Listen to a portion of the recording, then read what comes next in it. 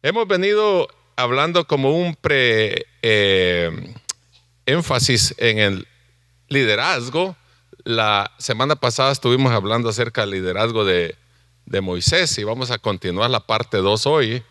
Y ahora le vamos a llamar: el líder debe delegar a otros. Es difícil cuando un líder quiere hacer todo. En el tiempo de mi niñez y adolescencia, yo miraba que había muy poco capacitación para líderes y pastores en las congregaciones, y a veces el pastor salía exhausto de hacer todo porque casi él era doctor, era profesor, era maestro, arreglaba las mesas, arreglaba las sillas, iba a hacer esto, era todo. Entonces se cansaba porque solo él hacía todo, pero parece que como que no había moderación en la situación de pedir ayuda o de involucrar a otros, de delegar a otros, porque a veces pensaban muchos líderes o muchos pastores en la antigüedad, pensaban que si capacitaban a este le iba a quitar el puesto a él. Entonces parece que no había esa flexibilidad como la tenemos hoy aquí, ¿no? De nuestros pastores, desde Pastor Isaac, que estaba aquí cuando yo vine, no andaba pensando que le va a quitar el puesto, o Pastor Yash anda pensando que Pastor César le va a quitar el lugar, o el otro pastor o el otro, sino que trabajamos juntos, amén. Y abrazamos a Misión Ebenecer como nuestra iglesia, y no hablamos de ella, aunque sea con sus defectos que usted pueda ver o tener, como le decimos a muchos hermanos. Seguimos adelante unidos en el nombre del Señor, sin andar con esas prevaricaciones mentales, de andar pensando en que nosotros somos mejor que otro, ¿verdad? Sino que todos trabajamos para el mismo Cristo, somos del mismo cuerpo, amén. Así que así es la cosa. Entonces ahora vamos a hablar acerca de que el líder debe delegar en otros. En mi experiencia propia, que le dije anteriormente, también vi a mi padre, ¿no? Como pastor por más de 50 años, y nosotros niños allí, para todos lados, 7 días a la semana a la iglesia, y ahí teníamos que estar. Por eso para mí venir 2 días o 3 días a la iglesia es como pan comido, como dicen ahí, no piece of cake, porque antes íbamos los 7 días a la semana, y allí sentaditos enfrente, y cuidado, ni al baño íbamos. Se iba uno a preparar antes de llegar a la iglesia. Hermana Ruth, ya sabe también, ella es hija de pastores de ese tiempo. Lo sentaban a uno allí, y cuidado que se moviera de ahí, ¿no? Era una cosa bien tremenda. Bueno, ahora son otras generaciones, pero bueno, vamos a aprender ahora de que hay que delegar. Líder tiene que delegar, no puede hacer todo un líder ni un pastor. No se ha encontrado nadie en este mundo que pueda hacer todo en los ministerios, y también en lo secular. Muchas veces también de ahí viene la idea de que muchas personas no pueden hacer todo. Por eso hay mayordomo, hay manager, y que supervisor, y que lead supervisor, porque hay segregación de grupos, que es lo que vamos a aprender hoy, que Moisés hizo cuando su suegro lo vio que estaba haciendo cosas que no era correcto con el pueblo de Israel, porque eran muchísimos y solo Moisés era el único. Y entonces no delegaba, pero vamos a irlo mirando de a poco. Entonces lo que quiero decir es que es importante que los líderes de la iglesia deben delegar para aliviar su carga y multiplicar el ministerio, basándose en el ejemplo de Moisés, de Pablo y de Jesucristo, ¿no? Quienes hicieron exactamente lo que estamos diciendo en esta noche. Y una de las cosas claves ahora esta noche, como un contexto, vamos a leer un poquito aunque el capítulo 18 nos va a ocupar en la enseñanza, quiero leer con ustedes un poquito acerca del preámbulo aquí, del contexto en el capítulo 17, versículo 8. Comienza hablando de qué sucedió ahí. Ustedes ya han oído esa historia, cuando Moisés estaba en guerra con Amalek. Ya saben ustedes quién era Amalek, ¿no? Amalek era nieto de Esaú, y ustedes saben de dónde viene Esaú, ¿no? Y entonces toda la historia, no vamos a hablar de ellos porque ya ustedes saben la historia y ya hemos hablado en otras veces. Pero Moisés, en este momento, en el capítulo 17, 8, donde vamos a comenzar la lectura, ellos estaban en guerra con Amalek, y entonces Amalek estaba peleando arrésimamente con ellos en ese momento. No sé si se acuerdan ustedes de los amalecitas, cuando el Señor le dio la orden a Saúl que los exterminara por completo. ¿Y qué hizo Saúl?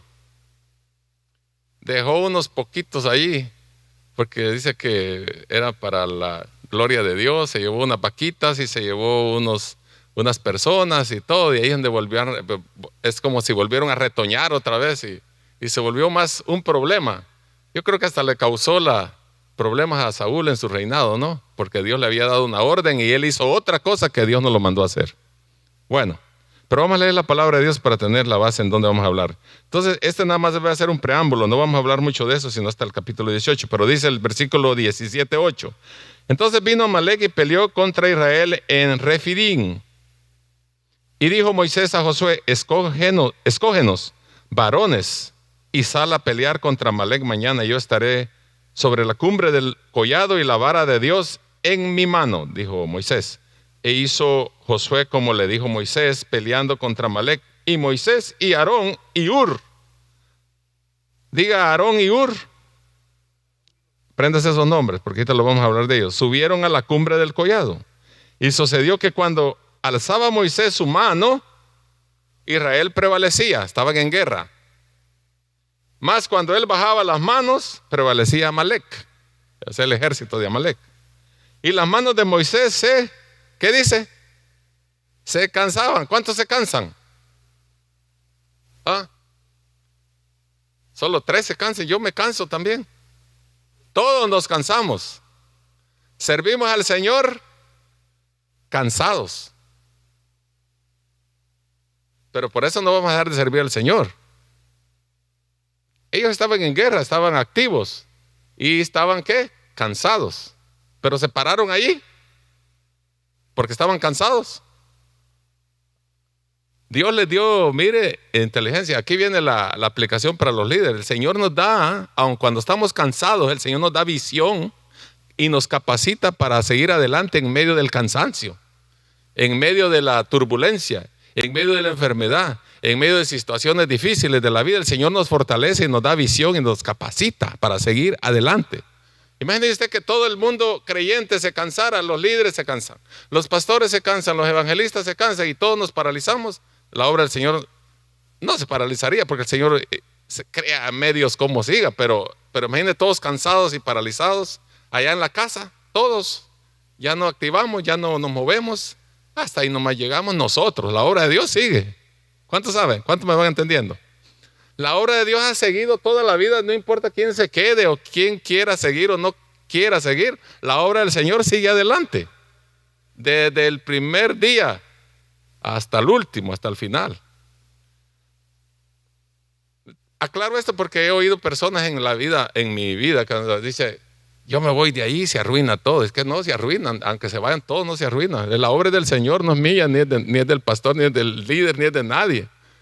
Así que no te prejuicies tú, porque hay gente muy inteligente, muy capacitada, muy sabe hacer de todo, y dice: me voy yo y ahí se va a arruinar todo. No se arruina, hay otro que toma tu lugar, ¿verdad? Y la obra del Señor sigue. Así que quitémonos esos prejuicios por si hubiera alguno, pero creo que aquí no, aquí todos tomamos. Bien. Entonces dice: y sucedía que cuando alzaba Moisés su mano, Israel prevalecía, y más cuando la bajaba su mano prevalecía Amalek. Y las manos de Moisés 12 se cansaban, por lo que tomaron una piedra. Mire lo que se inventaron ahí, pues no se inventaron, el Señor les dio. Y la pusieron debajo de él y se sentó sobre ella. Y Aarón y Hur, ¿quién era? Sostenían sus manos. Ahí se las levantaban. Ya a Moisés se le iban las manos para abajo. Ya estaba cansado porque tenía que tenerla levantada. Imagínese 12 horas tenerla levantada ahí en guerra. A saber cuántos días. Las 24 horas estar ahí con las manos levantadas para ganar la guerra. Tenía que tener las manos levantadas. Y entonces ya a Moisés ya se le iban bajando. Ya. Entonces dijo Hur y Aarón y Josué: vamos a poner a Aarón y Hur, sosténganle la mano, el uno a un lado y el otro al otro. Y así hubo en sus manos firmeza. ¿En quién hubo firmeza? ¿Quién afirma al líder? Los que lo ayudan. Los que lo ayudan, lo afirman, lo sostienen, lo mantienen en el lugar, ¿verdad? Entonces dice: hubo en su mano firmeza hasta que se puso el sol. Wow, todo el día ahí se turnaban, ahí poniendo las manos ahí. Ya se le iban bajando, otra vez a sostenérselas para arriba. ¿Cuántos se imaginan la película? Ajá. porque él probaba, él trataba a él, ¿no? Ya cuando agarraba fuerzas las levantaba, pero de repente ya se le iban bajando otra vez, ¿no? Algunos así estamos en la vida cristiana. Empezamos con las manos bien levantadas y se nos van bajando. Cuando, cuando sentimos ya no las levantamos ya. Ya andamos ahí casi arrastrándolas ya. Pero mire, se va dando cuenta del liderazgo, ¿no? O sea, que hay necesidad de levantarle las manos a nuestros líderes, porque ellos también son humanos.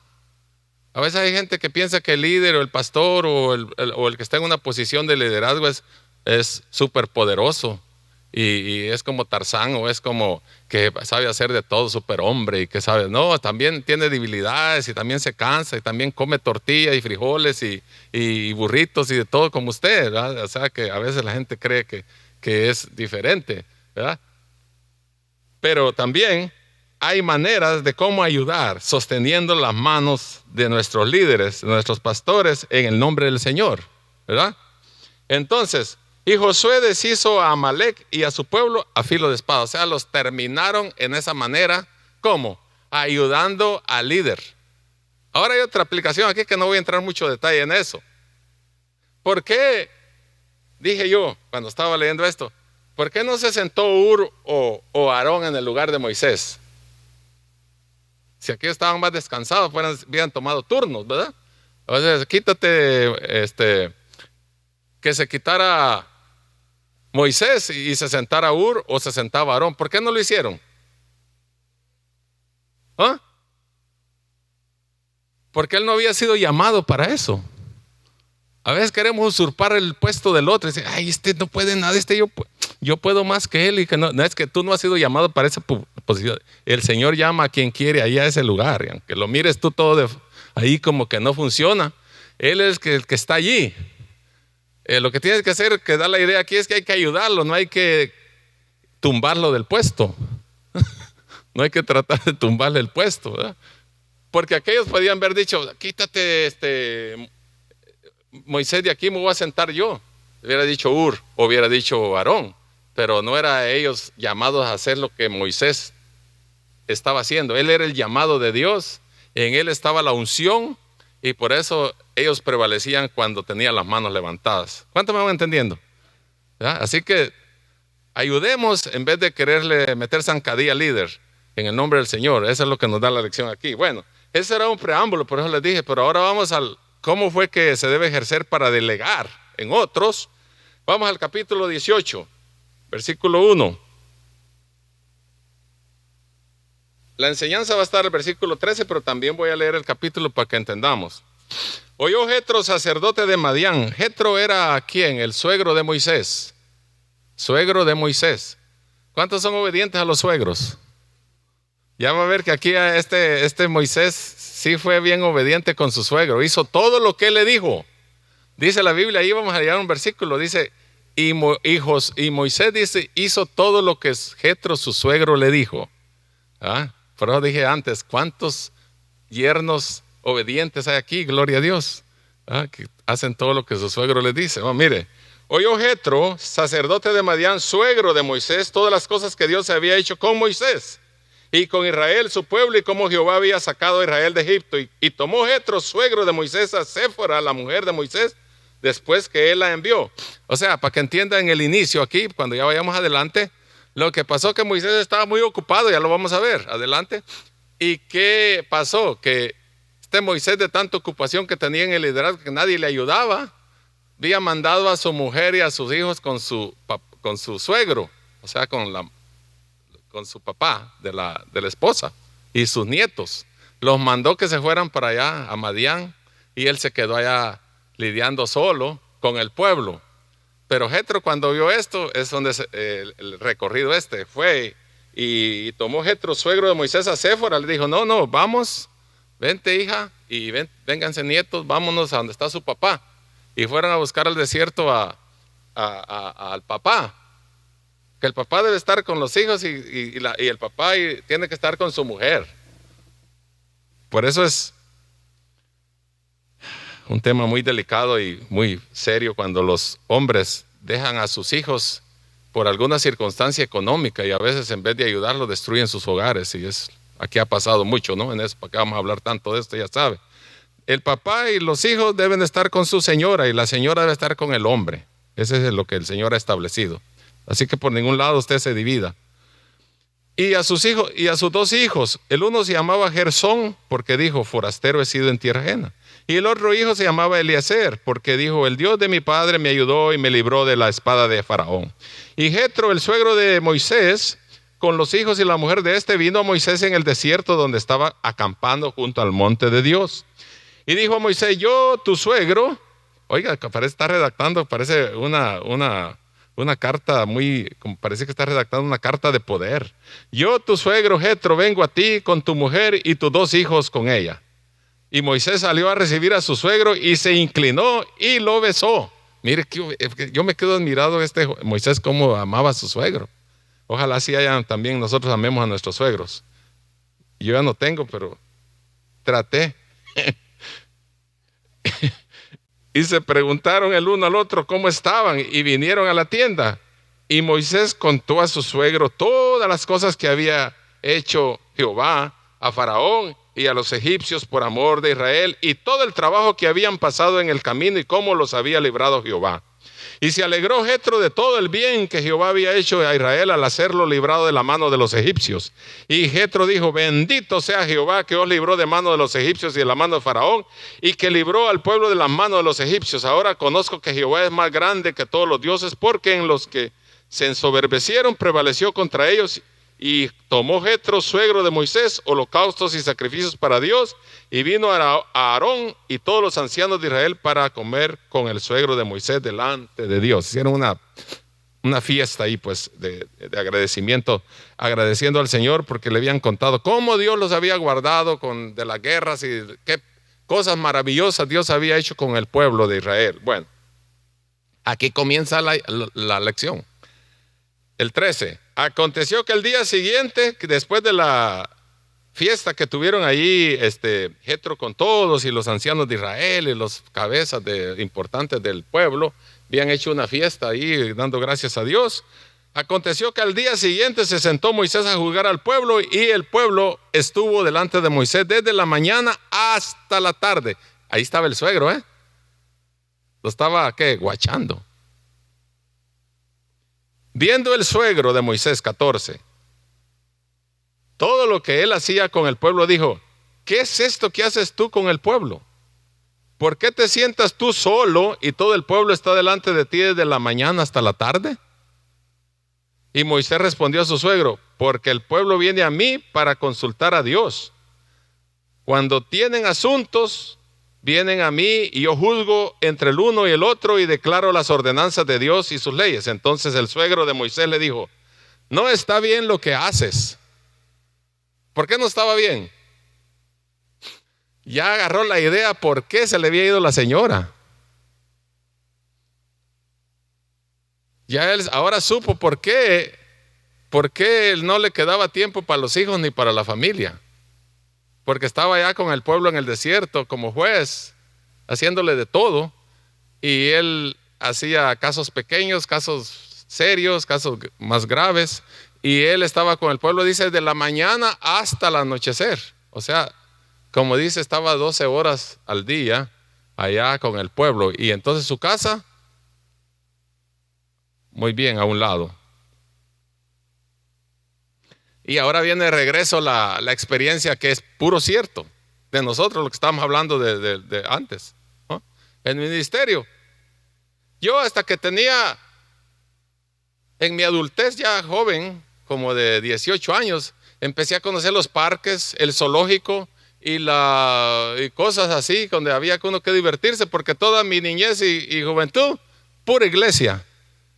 Yo soñaba con la iglesia, vivía en la iglesia y andaba en la iglesia. Y yo le he dicho, cuando he predicado, que doy gracias a Dios que somos 9 hermanos y los 9 servimos al Señor y en la iglesia todavía.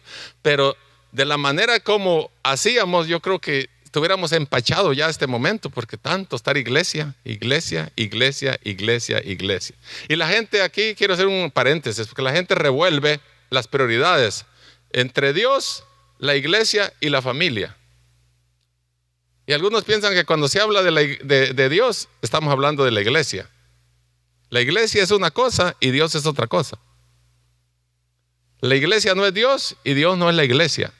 Entonces las prioridades vienen en el orden: Dios, la familia y la iglesia. No quiere decir que se va también, que hay unos que se agarran torcidas las redes. Una vez ya les conté que aconsejé a un hermano porque no le daba tiempo a su familia. Entonces le dije, va mal en su prioridad: Dios, la familia y la iglesia. Pues se ausentó como 6 meses y después nos vimos. Y le dije yo, ¿qué pasó? Que ya no te he visto, te hemos extrañado.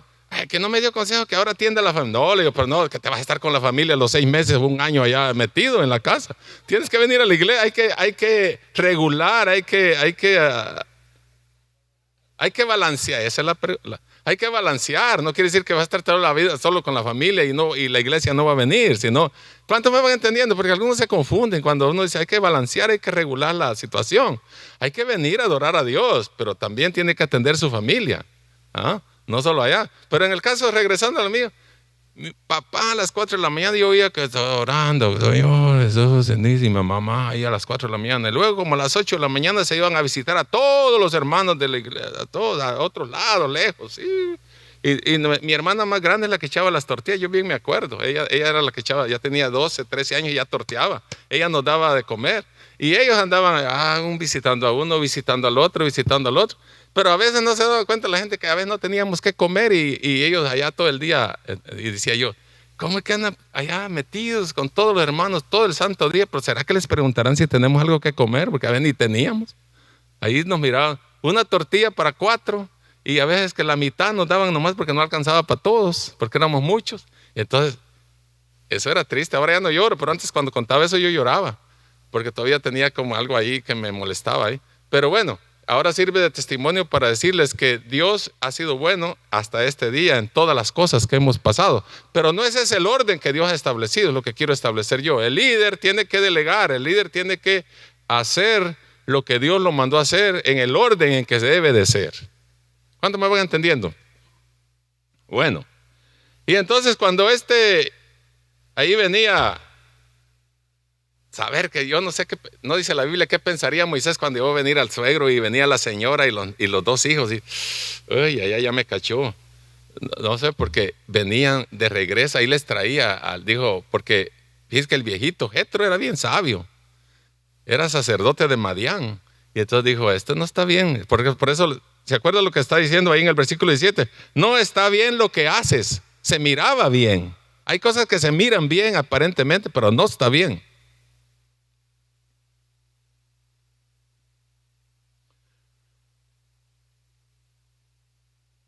Entonces el 18 dice, desfallecerá del todo, tú y también este pueblo que está contigo, porque el trabajo es demasiado pesado para ti.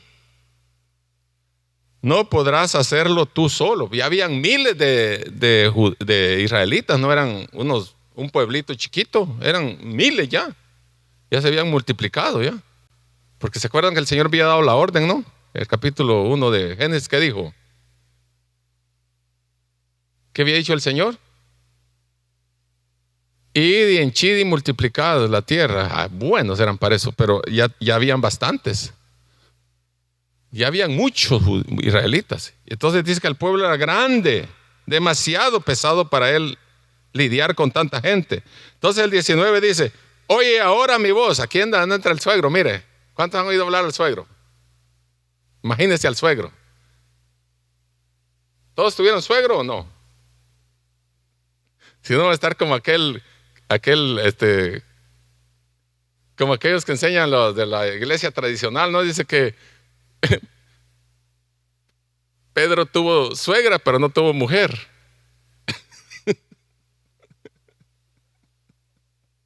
Para enfatizar que ellos no se pueden casar los sacerdotes, ¿no? Entonces, oye ahora mi voz, 19. Yo te aconsejaré y Dios estará contigo. Mire qué palabras preciosas. ¿A cuántos les gustan esas palabras? Yo te aconsejaré y Dios estará contigo. Wow, que me diga a mí que Dios está conmigo es poderoso. A ver, nos acostumbramos que el Señor va con usted, muchas gracias, dice uno. Pero no, que le diga a uno, el Señor va contigo, es poderoso. Pero nosotros lo agarramos así como a la ligera, ¿no? ¿Cuántos han oído cuando dice que el Señor vaya contigo? Muchas gracias, dice la gente. Y se va. Como no toma nota de lo que le están, qué gran poderoso eso que le están diciendo. Está tú por el pueblo delante de Dios y somete tú los asuntos a Dios. Y enseña a ellos las ordenanzas y las leyes y muéstrales el camino por donde deben andar y lo que han de hacer. 21. Además, escoge tú de entre todo el pueblo varones de virtud, temerosos del Dios, varones de verdad, que aborrezcan la avaricia, y ponlos sobre el pueblo por jefes de millares, de centenas, de 50 y de 10. Mire, hay un famoso, le llaman el padre de la administración, se llama Frederick Taylor. Él es el padre de la administración. Él empezó con las teorías administrativas. Pero ¿de dónde cree que las agarró? De aquí. Eso de donde dice, ponlo sobre el pueblo de jefes de millares, de centenas y 50 y de 10. ¿De dónde cree que viene eso que ponen, lo que dije anteriormente, manager, jefes, supervisores y viene eso? ¿De dónde cree que viene la teoría? ¿De dónde cree que agarraron la base? Éxodo 18.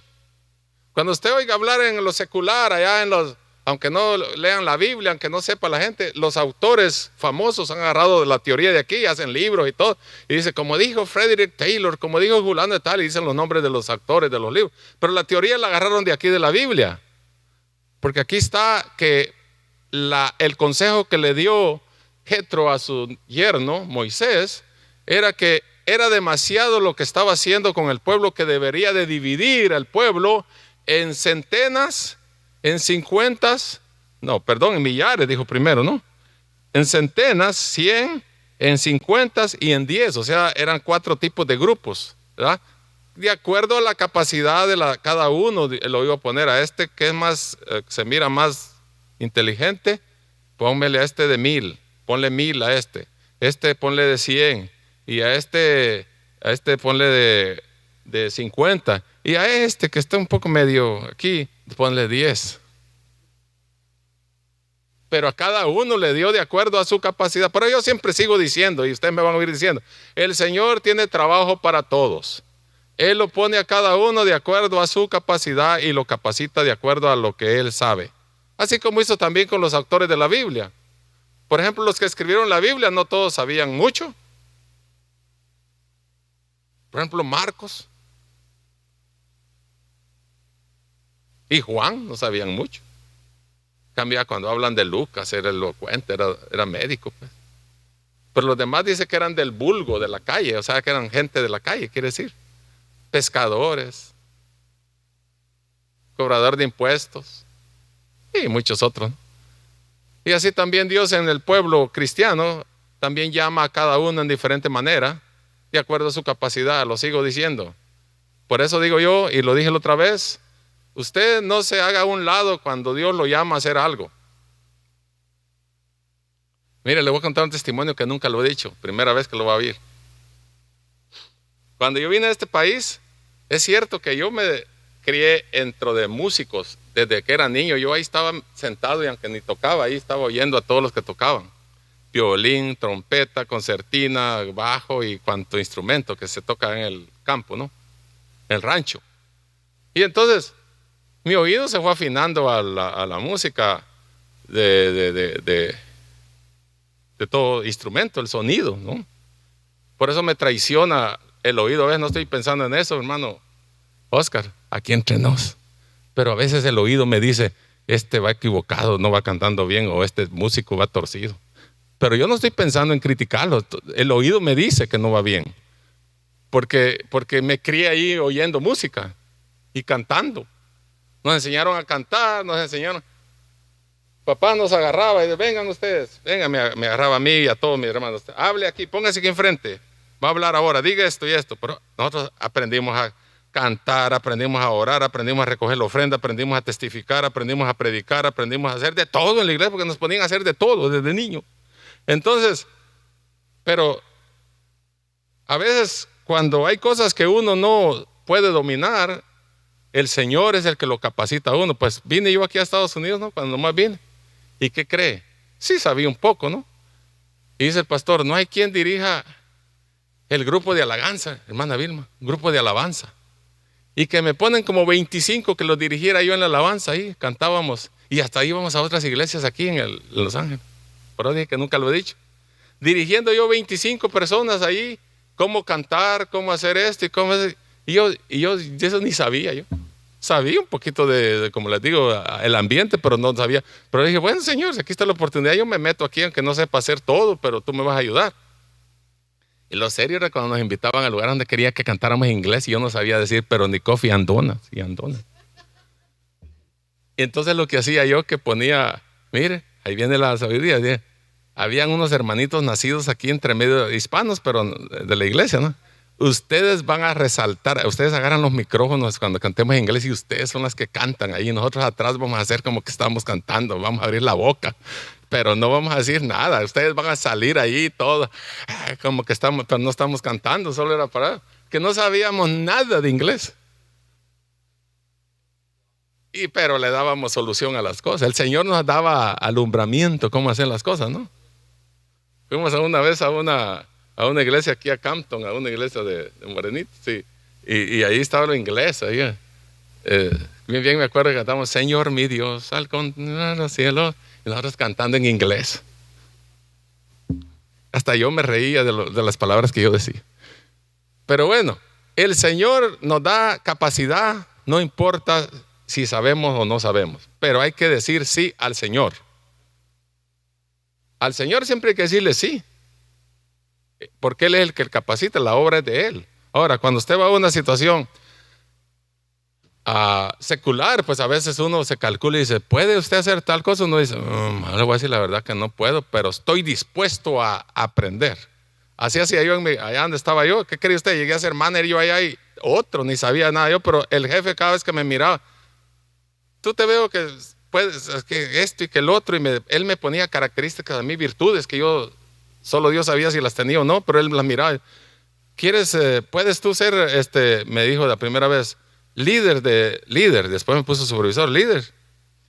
Pues nunca he estado en eso, le dije yo, pero si me enseña yo puedo. Sí, me dijo, yo te enseño. Y me dijo todas las cosas. Y yo como a la semana ya estaba líder, yo mandando a la gente ahí. Ya era casi manager. Yo me sentía como que era Tarzán.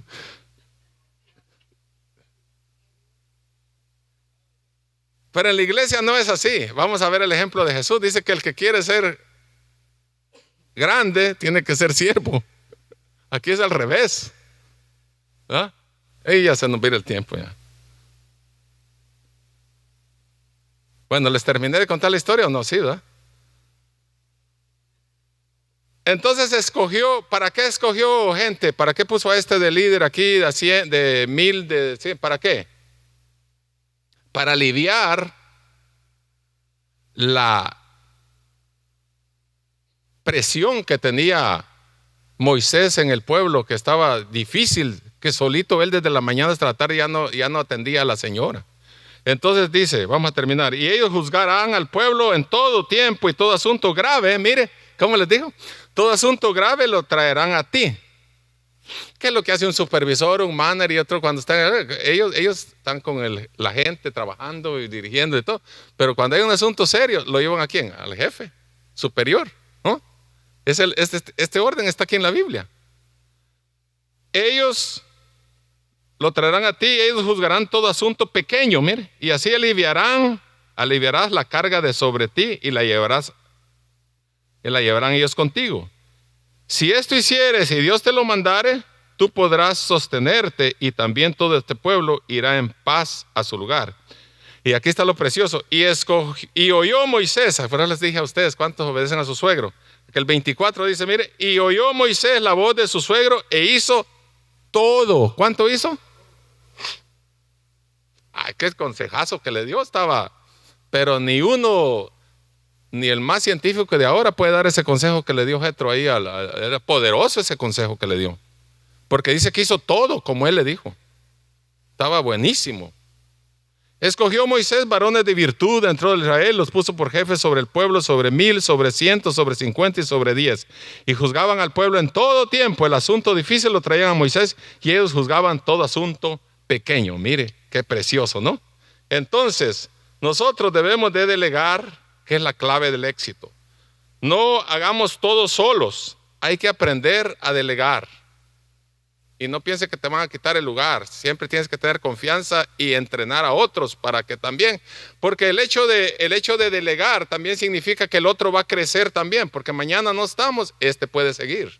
Estamos también haciendo doble función. Estamos liderando, porque el líder lo que no comparte es la visión. La visión es, él la tiene para después darle a eso, pero no puede decirle al que está delegando, tú tienes la visión de esto, dime cómo voy a hacer. No, el líder tiene que tener la visión. Y él delega para que le ayude en su visión a llevarla hacia adelante. Entonces, así fue, ese es el orden en que está. Entonces, pero debemos de aprender a delegar. Es difícil. No intentes hacer todo por tu cuenta. Identifica personas capacitadas y confiables para compartir la carga. Dale a cada uno responsabilidades claras según su capacidad. Y enfócate en lo más importante. Prioriza. Porque mira el versículo 19 que dice: tú representarás al pueblo delante de Dios y llevarás los asuntos a Dios. Como líder, tu rol no es atender cada problema pequeño, sino enfocarte en lo que realmente requiere tu atención. Dedica tiempo a la visión, oración y dirección estratégica. ¿Qué es lo que vamos a hacer? ¿Qué van a proseguir en el siguiente mes, en los siguientes 3 meses, en los siguientes 6 meses, en el siguiente año? ¿Qué vamos a hacer? ¿Qué vamos a planear?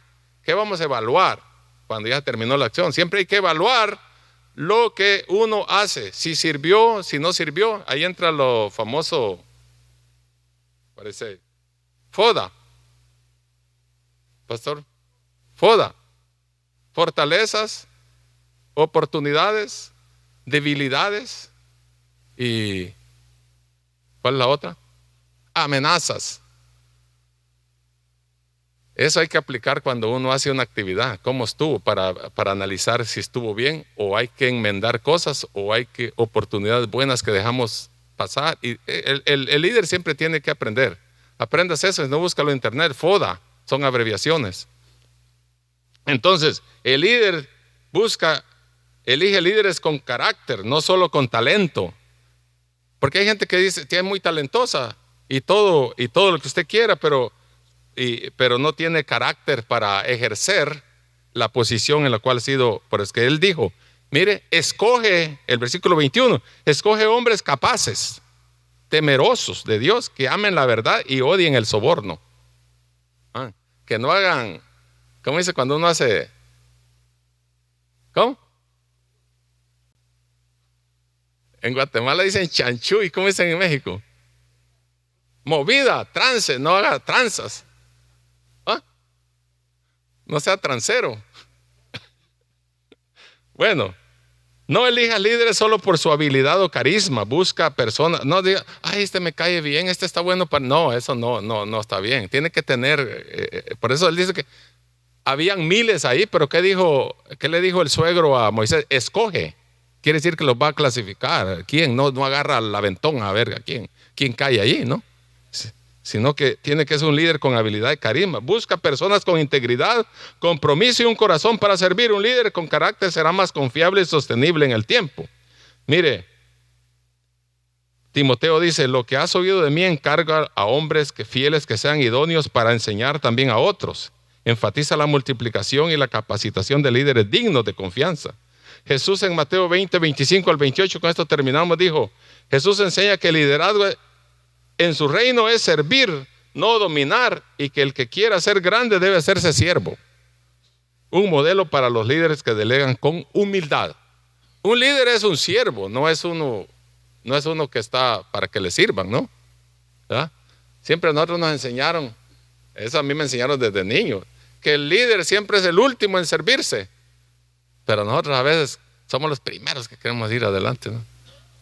Yo soy, y hasta nos tocamos así, como dice yo soy, que me traigan y todo. No, usted debe servir, debe mostrar humildad, ¿verdad? Y no porque sea capacitado o sepa mucho, sepamos mucho, no debemos de hacernos como que somos más que los demás, sino humildes, servicio. Porque el Señor, ¿sabe qué?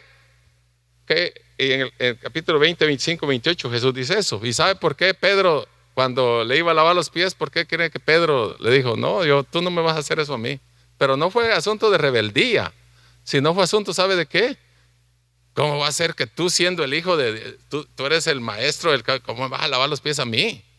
Fue un asunto como de un poco como de rechazo, pero no el aspecto mal, sino Pedro lo que estaba pensando era la posición que tienes y tú me vas a lavar a mí, ¿no? Entonces, el Señor, ya sabe usted la historia, ¿no?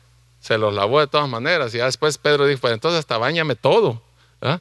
Cuando ya entendió el mensaje, porque a veces no entendemos el mensaje que el Señor nos está dando, lo que el Señor nos quiere dirigir, pero el Señor es nuestro modelo. Ahí concluimos en esto. Podemos hablar de todos los líderes muy buenos, muy bonitos, Moisés, todos los patriarcas, todos Moisés, David y cuantos subieron en el Antiguo Testamento, pero el ejemplo más grande es Jesucristo. Él fue un líder siervo que se humilló hasta lo sumo y sufrió muerte de cruz para levantarnos a nosotros ahora, para que le sirvamos como líderes, pero con humildad, imitándolo a Él y no a otros, ¿verdad? Así que esa es la enseñanza esta noche. Dios les bendiga.